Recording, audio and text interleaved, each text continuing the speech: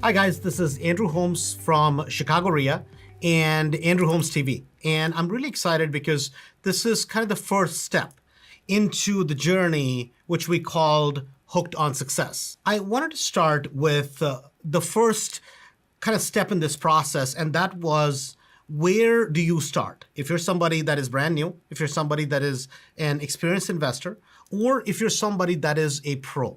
And especially, I'm talking to you if you're somebody that is a pro. See, when you have done 5, 6, 7, 10, maybe 20 or 30 or 40 transactions, I'm going to ask you to maybe pay a little bit more attention to this recording, because just maybe somewhere, some of the processes that I went through in my life may make some sense. Because what we notice is, with a lot of pros that are in real estate, when we're new, we're open to ideas. When we are growing, we're open to ideas. But yet, mentally, when we get to a certain amount of success, what starts happening is our attitude becomes, oh my God, I already know. What is this guy going to teach me that I don't know? And maybe I won't share anything that is new. But I think sometimes what happens is, we're reminded of things that we know deep down inside, yet we're not doing those. So for me, the goal with this recording is to think about, where do you start? Number two is, if I had to do it all over again for tomorrow, for some reason, if I had to do it all over again, knowing what I know today about investing, about real estate, what would the steps be? Clearly, there'll be a lot of things I would not do. And then there were a lot of things that I would do, and I would be much more deliberate and efficient in getting those things done. And the third thing is this, and this was a topic which I would have wanted to look at, or I would have definitely picked up this book if it was called From Zero to 15 or 20 Million in Net Wealth. How do you do it, and how do you do it quickly or overnight, right?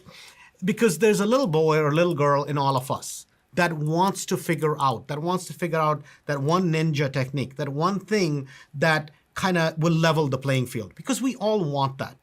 And if you know me, or if you know where we are with our business today, with over 200 plus rentals, with 950 transactions done right here in the Chicagoland area, with the number one RIA in the country, and a lot of seminars, events that we do. I have the cars, from the plane to a bunch of houses, which at one time, if I was looking at me at the age of 18, 19, 20, 21, heck, 25 or 30, I would have called myself a success at this point. Yet, that's not success. That's just the rewards or the ability that money allows you to do. I want to kind of talk about a journey, which I struggled with a lot at the age of about 18 or 19, as I got to college, till the age of 24. I'm not sure where you were. Maybe you had gotten your first job. Maybe you had graduated from college. I know I was struggling. I was trying to find myself, not because I was drinking things or smoking things, but I was trying to find myself in terms of an entrepreneur. To me, there are kind of two types of individuals, or three, I should say. One is that individual who just has no idea what they want to do and really never even get started. There's the second individual, who is somebody like me, is an entrepreneur at heart, but is totally lost, because the problem is, people like me don't live in reality. We live in this world called Disneyland or La La Land, where we have a lot of fantasies and a lot of ideas, yet we don't know how to put it into practice. And then we have the third category of people, who I would call realists or busy professionals. They have a job. They understand that to succeed, you need to maintain and build upon a job foundation. And if I was to say that the entrepreneur types, which are people like me, would be the most successful, I'm going to tell you that the people who are the entrepreneur types, people who have great big ideas, guys, listen, less than 0.0001% actually succeed. The people who you see, the people who we know as the super examples of success, that's a very small part of our society. The reason I say that and the reason I want to talk to them first is because having great ideas, great thoughts, having fantasies of being super successful, there's nothing wrong with it. Clearly, if you believe in God, if you believe in a creator, these ideas were put in you. The challenge is this: it needs to somewhere be tempered with reality. It needs to be tempered with what is specifically that I can do in real estate in terms of any dream or any fantasy or any goal that you have, be it becoming a basketball player or be it becoming a surgeon. But do you have the physiological characteristics? Do you have the abilities that can get you there? A lot of times people who are entrepreneurs or want to be entrepreneurs, they are so void of reality that they spend their entire life going from thing to thing to thing, just never sticking with anything long enough. See, for me, 19 to about 24 was confused at best. I went to probably more libraries than I can think of because I was trying to find the answers in business books. At the time, I could not go on YouTube. There was no YouTube. I couldn't find the answers, so library was the only place, and I tried to meet what I thought were successful people. At that time, success to me was anybody who has a decently nice car, anybody who has a decently big house, to me was success. And I was dazed and confused at best. And I wanted to start investing in real estate. And yet the people I would look up to at that time in my life were the so-called gurus. So what is the difference between a business person and a guru? And this is kind of the first thing. If you're writing notes, if you're listening in the car, please go back and listen to this section. Because the difference between a guru versus a person who runs a business, and it took me years to figure this out. A guru is somebody who says, do as I say and not as I do. A business person is somebody who runs a business that you can verify, check their success, and then that is the person you want to emulate. But what happens in real estate to most of us? Who are the people who typically are in front of us? They're not business people. Invariably, they're gurus who haven't done what they preach for the last 5, 10, 15, 20 years. In fact, I would challenge you to do some research because most people who claim to be real estate experts, and this is where I got lost, who claim to be real estate experts and who claim to have an idea of what they're talking about when it comes to investing, had never done a deal or had never succeeded. In fact, a lot of them, when they had bankruptcies, went through hard times, they came up with concepts of investing. And then they were talking to people like me. And we see this happening all the time. My challenge was this: if you go from zero to having wealth, what my challenge was, how do I figure out a step-by-step process? Our goal with Hooked on Success is to lay out those steps in a manner that you can take the roadmap that we have laid out for you and you can follow that step-by-step success. And let me define what success to me is. So success is not having a fancy car. Success is not living in a big house. Success is not getting a bunch of money from your parents and bumbling your way through real estate. Success is a progressive realization of a worthwhile goal or an idea. So what I mean by that? What I mean by that is this: that doesn't really matter where you start. If you start with zero, or if you start with 100,000, or if you start with 200,000, the success is going to be different for each person depending on where you start. And success as it relates to me in real estate is, success is if every single month you need $8,000 to live on. Success in real estate is if you have 10,000 coming in every single month without you running on the treadmill. So what do I mean by treadmill? Flipping properties is success, yet not in my book. And why do I say that? See, flipping versus being a plumber, being an electrician, or being a doctor, or being a surgeon or a teacher. What is the difference? Every single one of those individuals trades their time for a paycheck, for a commission, for making a living. So if you're doing flips, you're a successful flipper. You may be a successful wholesaler. Yet, what you don't have is success to me is two things. Having net cash flow every single month to cover all your expenses. Secondly, having the time to do what you want, when you want, with whom you want, without you keeping running on the treadmill all the time. Guys, there are two types of people. People who run on a treadmill, and the second type of person is person who runs on the treadmill for you. See, when you're doing flips, and you may do 10, 15, 20 flips, and please don't get offended when I say this, but just understand, you're a purebred athlete that has a very fancy treadmill called lots of big flips or lots of flips, and you're running on it, and you may consider yourself a world-class elite athlete. There's nothing wrong with it. My question to you is this. See, even if you're the best runner in the world, you enjoy the glory, you enjoy the first prize when you're number one in the Olympics. Let me ask you this. At most, how many Olympics do you think you're going to run in? Maybe you'll run in one. At the most, two. How many people in the world can stay at the top of that game? Very few. See, what would be really nice is if you owned the stadium where you were doing the running.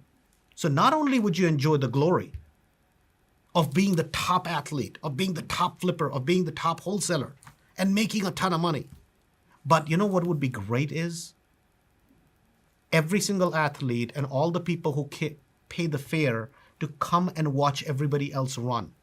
You have that stadium is your treadmill that you own, which other people pay for.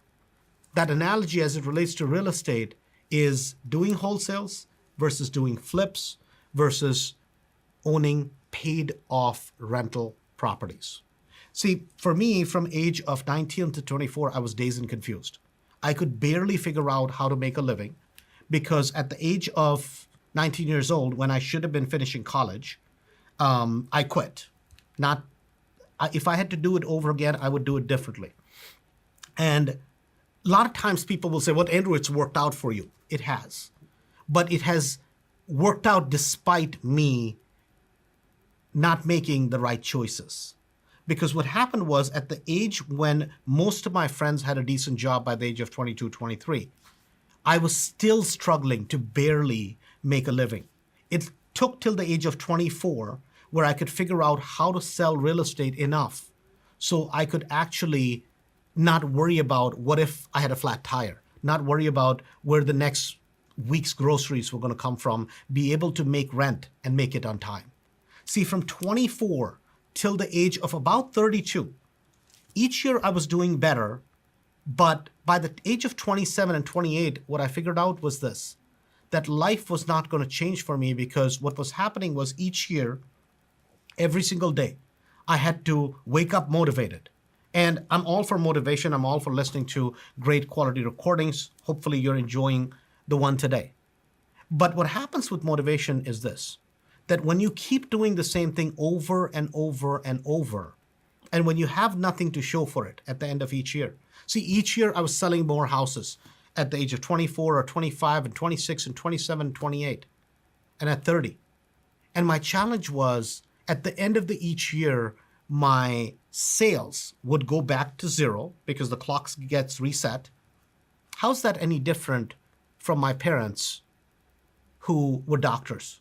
And me telling them at the age of 15 or 16, one day I'm going to show you how money is really made. What I should have told them was, one day I'm going to show you how wealth is really built. They knew how to make money. Both of them happen to be surgeons. And both of them know they're purebred athletes at the age of 75 and 74. Still, they're running on a treadmill called surgeries, 20, 25, 30 surgeries a week for both my parents. And nothing wrong with it. They're passionate about it. They love doing that. But my question is this. For the amount of years that they have worked, do they have enough rewards to show for it? And I know somebody's going to say, Andrew, it's not all about money. And I agree 100%. It's not all about money. See, what it's about is wealth. because what it does is it gives you options to enjoy it or give it away. It gives you options to enjoy it or help somebody. See, it's not all about money, because with money, you can't buy health. You can't buy sanity. You can't buy people who love you and care about you. But with money, you can certainly take care of the people who love you and take care of you. People who, if you have a health issue, you can take care of money. My challenge with this whole recording and the entire series is this: that are you in real estate because you want to be a purebred athlete that runs on a treadmill? Or would you want to use real estate in terms of building wealth? See, by the age of about 32 years old, I had become sick and tired of selling real estate and helping my clients build wealth. Because it's not that I resented them. At some point, I don't know about you, but I had figured out that enough was enough. And what I mean is that for me to keep running on a treadmill, to keep putting other people in beautiful homes, and for other people to own investment properties, at some point, I wanted to try it for myself. And a lot of times when we start investing, what happens is we don't know what we don't know. See, I started doing flips at the age of 32 years old. This is in 2008. And I thought I was investing. And yet at the age of 32, 33, and 34, I thought doing flips was investing, until at the end of about 33 years old, I realized I was nothing more than a glorified real estate agent. Now, not only was I stuck with selling the house, but buying the property, getting it fixed up, taking all the financial burden, and then reselling it as a trader for a profit. See, I thought I was changing the treadmills that I was on. I was on the treadmill of selling real estate, and I jumped on another treadmill, which is called doing flips or doing wholesales. Not that treadmill wasn't lucrative, not that you couldn't make a lot of money. Guys, 2008, my first year in doing flips, it was a lot of work, a lot of sleepless nights, and a lot of headache, but literally with a $25,000 investment out of pocket and another $25,000 that I borrowed from a friend of mine. For the two of us that year, I was able to net out about $280,000. Now, I'd like to say it's a lot of money. Yes, it does sound like a lot of money, but think about it. That was not just my money. It was 280. Half of it I owed to him. I had not made a dime doing any other real estate activity except doing flips. So even though I made a good amount of money, in relation of things, that year I had no other income. So instead of earning money as a real estate agent, what had I done? I had replaced my income from doing flips in 2008. 2009, I thought I was going to be even better. I was going to be more positive. I was going to wake up earlier. And I was really going to go for it. See, from 10 flips, the next year I did 30 flips. What is the difference between doing a flip versus doing wholesales? In fact, with wholesales, I would have done less work. Now you'd say, well, Andrew, you make more money. It's true. I did make more money. In fact, to the tune of close to about $500,000. The challenge is this. At the end of the year again, I had no security because I had to go to work in 2010. See, what it took me was sometimes you have to be abused enough for you to realize that the actions that I'm taking, even though I think I'm doing the right thing, are sheer insanity. See, just as I didn't like to look at real estate agents who would walk in the office at 40, 50, 60 years old, and I had more respect for them than anybody, because to be in that profession for that long and yet have no substantial, any savings, forget about wealth, to show for it. How's that any different from a person who has done 30, 40, 50, or 60 flips? See, a lot of times today, people will try to say, well, Andrew, I have a nice house. So let me ask you something. You're 55 years old. You have a house maybe worth 600,000. Should you be proud of it? Absolutely. But if you have $400,000 in debt on the house, savings of maybe $100,000, what is your net worth? See, your net worth is your assets minus your liabilities. So let's say you have a couple $100,000 equity in your property. You have another couple $100,000 liquid. So at 55 years old, your net worth is $400,000. See, that's one surgery away from a major catastrophe in your life. It's at today's education, cost of education, that's barely enough to get a couple of kids through college. Forget about if your kid goes through medical school. You realize if your kid goes to medical school or law school that he would walk out with a debt of about $500,000 to $700,000 if he went to a certain school?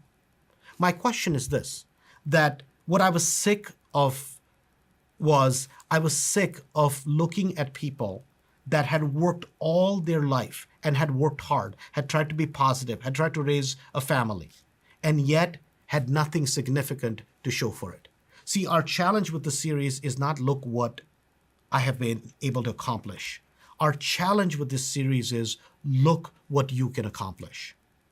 And at the age of about 35 years old is the first time, this is in 2011, when I was able to take the resources from doing flips, the resources from wholesaling. I was able to take some of those resources and I was able to start buying rental properties. And guys, here's the proudest moment that I have, is not with the amount of properties that I own. It's with the amount of properties that people at Chicago REIA own. Let me give you a statistic. We have a group of about 400 people that have over 12 properties per person. That's over 5,000 houses that have not just, they don't have just, see, some people will count their wealth in the size of the house that they live in. So let me repeat that. Some people will count their wealth in the size of the house that they live in. Others count their wealth in the number of houses other people live in. What I'm trying to say is this, is are you better off living in a big fancy house by yourself? It's in Texas, they call it big hat and no cattle. See, there are some people who are big hat and no cattle. And there are some farmers who have a lot of cattle and they may not barely have a hat. See, I realized that initially what I always used to chase was a pot of gold. And then what I realized was, guys, there is no pot of gold.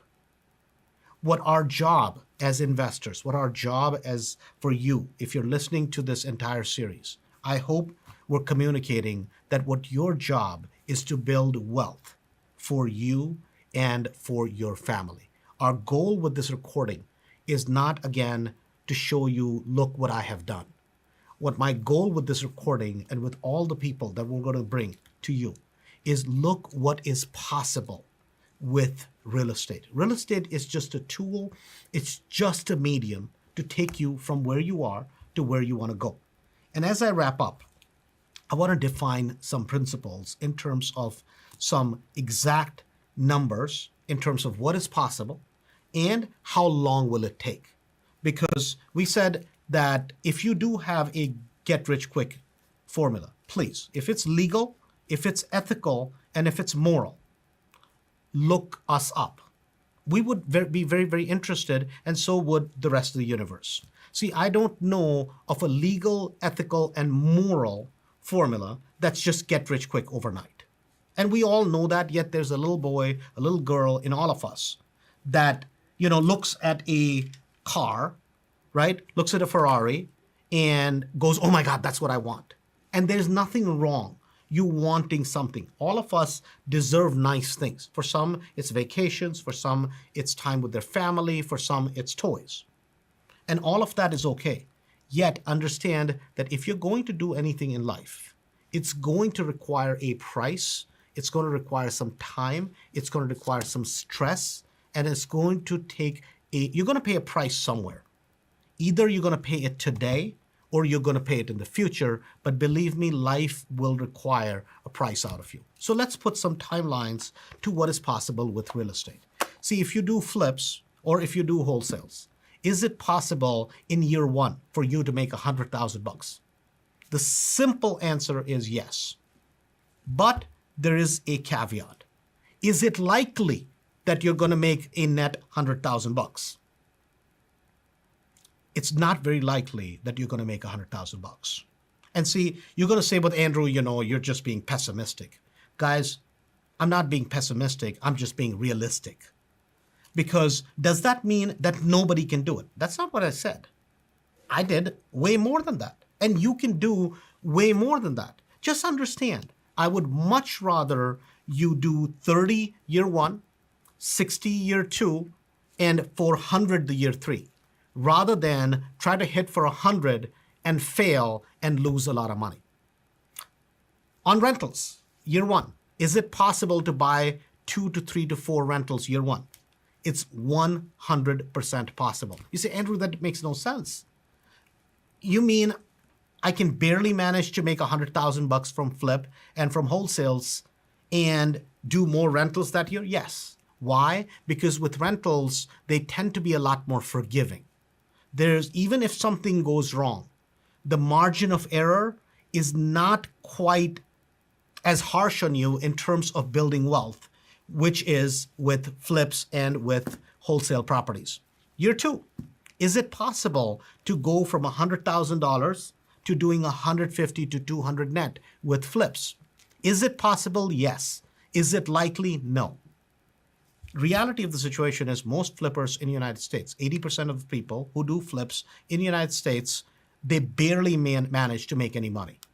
There's a very few, relatively handful percentage of people that'll make 150 to 200,000 doing flips or doing wholesales. And when I say that, I don't mean people or the gurus who claim what they do. What I don't believe in real estate is people who claim a lot. I claim sometimes to be 5'7". I'm a midget at best. At 5'5", you're vertically challenged, right? What I'm trying to say is this, that just because somebody claims something doesn't mean that is the reality. But yet in year two, can you go from 4 houses to 8 on rental properties? Yes. See, in year 3, can you get to 250 or 300,000 doing flips? You can. Is it very likely? Probably not. Can you make $200,000 or $300,000 with wholesales? Yes. But it would be as rare as finding a diamond walking down the road to meet somebody who truly makes that kind of money with wholesales. Now, that doesn't mean somebody does not exist. We have a bunch of people that are rare breeds at Chicago REIA, but that is not the norm. Much easier to be at 10, 12, 15 properties by year 3 with rentals. What I'm trying to say is this, that had I known at the age of 19, at the age of 20, at the age of 22, 24, 26, 28, that I could get to $1 million in wealth a lot quicker with rental properties than I could by running on a treadmill. See, my thought for years, till the age of about 35, was that I'm going to figure out something to do in life where I'm going to run so hard that every year I'm going to have $500,000 or $1 million saved. Guys, you realize how many people in the United States make $500,000 or $1 million a year? It's not very much. And how many actually save that kind of money? See, yet on the other hand, there are millions of people who every year buy investment properties, and over a 2 or 3 year period, they become multi-millionaires. See, for me to go from literally almost no net worth to a 15 or 20 million bucks in net equity in properties, it was impossible to do with anything else. I have virtually no other talents except to figure out values in real estate. except to figure out how to get some rehabs done and be able to put tenants into the properties that every single day go to work so that I don't have to. See, there are two types of people: people who run on a treadmill, and other people who have other people, i.e., their tenants, run on treadmills for them. My question to you is, who are you? I hope this recording has provoked some thoughts, some ideas, and maybe some sort of an introspection in you. That's our goal from Hooked on Success. There's a lot of great recordings that will be coming soon, and I hope you keep joining us. Share this on Facebook, on Instagram, on any other social media, because we need your help to grow the community of real estate, and not just real estate, but successful real estate investors. This is Andrew. Thank you. Have a great day.